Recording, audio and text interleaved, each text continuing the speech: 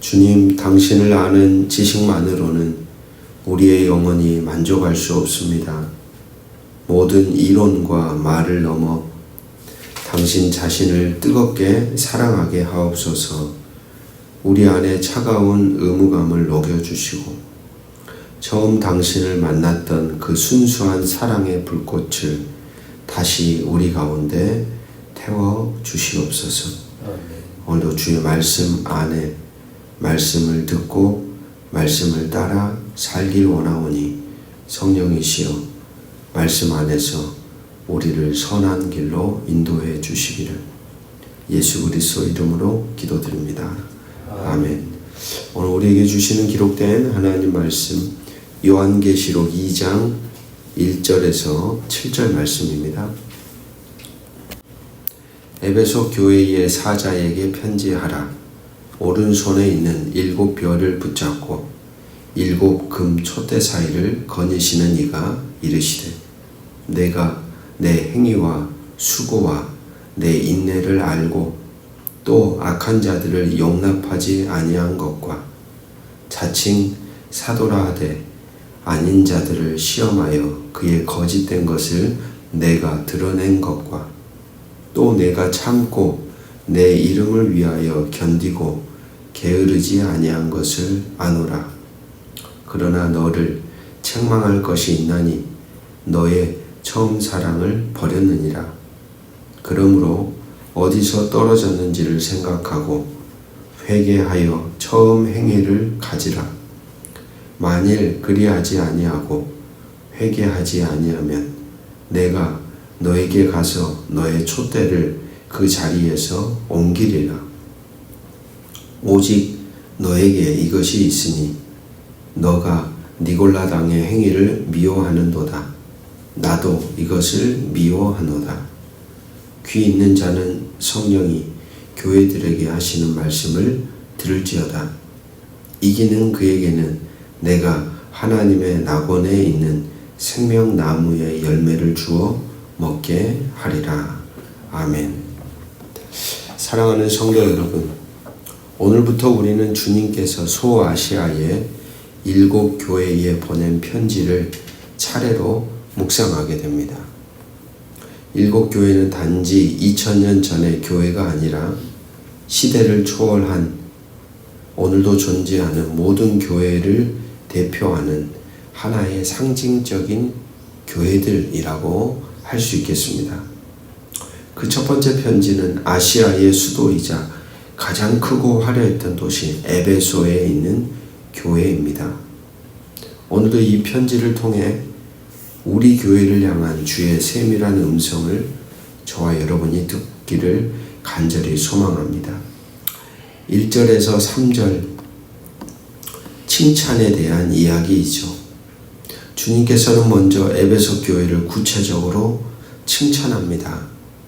에베소는 사도 바울과 요한이 사역했던 곳으로 신학적인 기반이 매우 튼튼한 교회였습니다.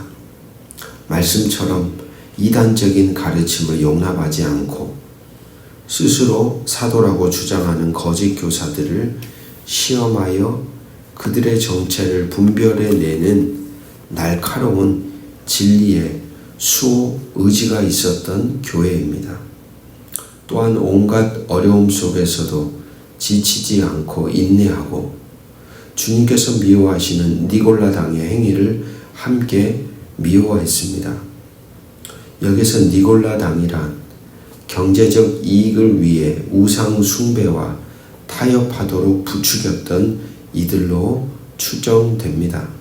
한마디로 에베소 교회는 진리를 지키기 위해 부단히 수고하고 싸워온 흠 잡을 데 없어 보이는 교회였던 것입니다. 이 칭찬은 오늘 우리에게 중요한 가치를 일깨워 줍니다. 진리를 분별하는 것이 중요하다는 겁니다.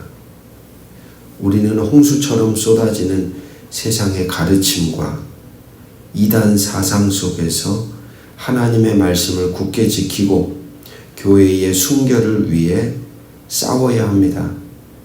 그리고 더 나아가 우리의 열심과 수고, 인내를 주님께서 모두 알고 계신다는 사실은 성도인 우리에게 큰 위로가 됩니다. 모든 과정을 오늘 본문에 내가 안다고 하십니다.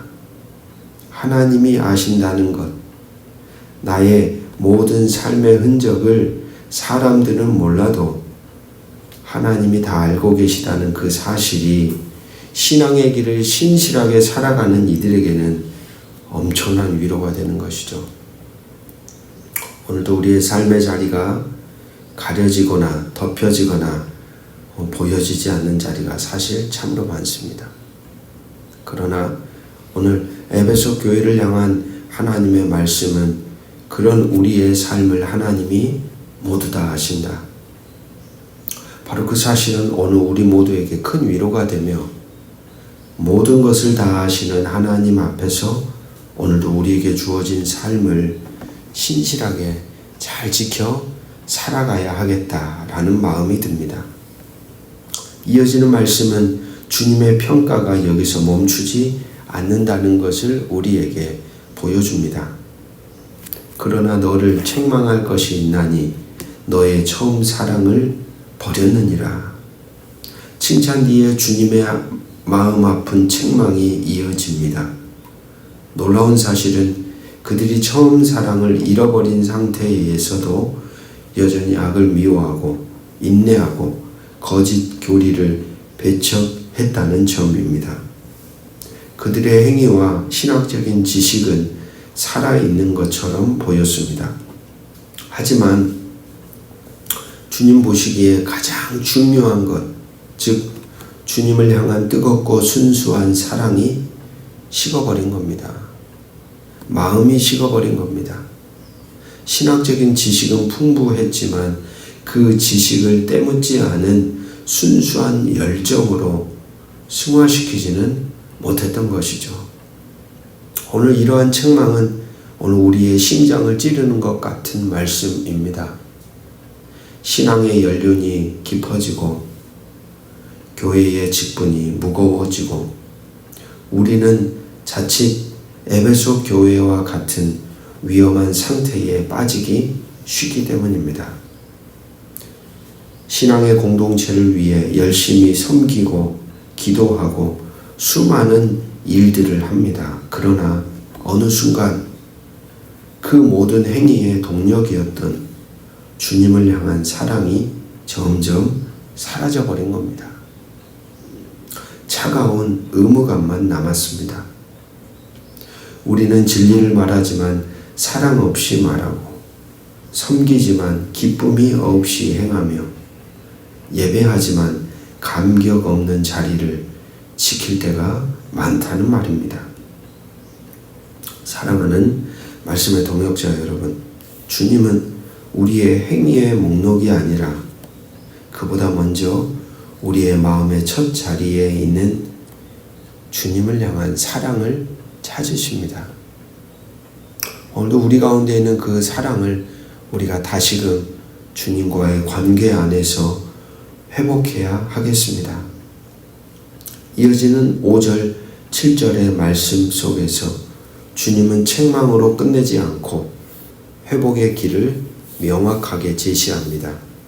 3가지 단계입니다. 첫째, 어디서 떨어졌는지를 생각하라. 둘째, 회개하라. 셋째, 처음 행위를 가지라. 만일 그렇게 하지 않으면 촛대를 그 자리에서 옮기시겠다는 말씀을 덧붙입니다. 촛대는 교회를 상징합니다. 즉, 이 말은 교회의 본질을 잃어버리게 된다. 다시 말해 그 교회를 하나님이 떠나신다는 의미로 읽어볼 수 있겠습니다. 그리고 마침내 이 모든 싸움에서 이기는 이들에게 하나님의 낙원에 있는 생명나무의 열매를 먹게 한다. 즉 하나님과의 온전하고 영원한 생명의 관계를 회복시켜 주시겠다고 말씀은 약속합니다. 이 말씀은 우리에게 구체적인 회복의 길을 가르쳐 줍니다. 처음 사랑을 회복하기를 원하십니까? 그렇다면 먼저 우리는 성찰해야 합니다. 생각해야 합니다. 언제부터 내 마음의 기쁨이 사라졌는지, 언제부터 내 기도가 형식적으로 변했는지, 주님을 향한 설렘을 잃어버렸는지를 정직하고 솔직하게 우리는 돌아보아야 합니다.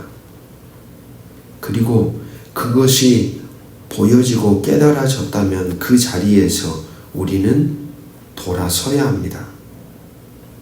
나의 식어버린 마음을 주님께 고백하며 돌이켜야 합니다. 마지막으로 처음 행위를 가져야 합니다.